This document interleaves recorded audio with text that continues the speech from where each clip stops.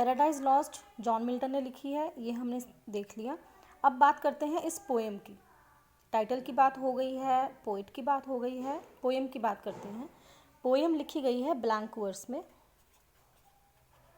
Blank verse. अब ये blank verse क्या होता है? Blank verse means no rhyming scheme. कोई राइमिंग स्कीम नहीं है पोएम के अंदर। सारी पोएम फ्लो में लिखी गई है, जैसे हम बातचीत करते हैं इस तरह से पूरी पोएम लिखी गई है, यानी कि ये ब्लैंक वर्स की पोएम है। ओरिजिनली ये 1667 में लिखी गई थी, पब्लिश हुई थी, उसी साल पब्लिश हो गई थी, 1667 में पब्लिश हुई थी। और इसकी 10 बुक्स हैं। पैराडाइज लॉस्ट एक बुक में नहीं आई है, 10 बुक्स में आई है। और 1667 में ये 10 बुक्स मार्केट में आ गई थी। लेकिन book number 7 and book number 10, इसके बाद में दो पार्ट्स बने थे।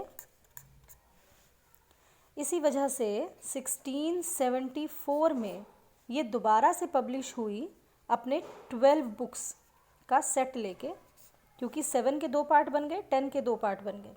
ओके, तो ये 12 बुक्स, यानी कि total number of books of Paradise Lost are 12। Initially there were 10 books, but book number 7 and book number 10 they were republished in 2 parts, and that's why in 1674 the world has gained 12 books of Paradise Lost, in which the story of fall of man,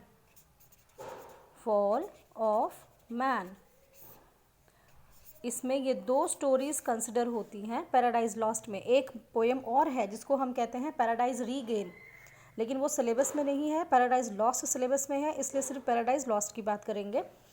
इसमें 2 theme को लेके poet चल रहा है। Number 1 fall of a man, किस तरह से इंसान भगवान की नज़र में गिरा, और दूसरी बात rise of Saturn. Saturn means शैतान, शैतान की उत्पत्ति कैसे हुई।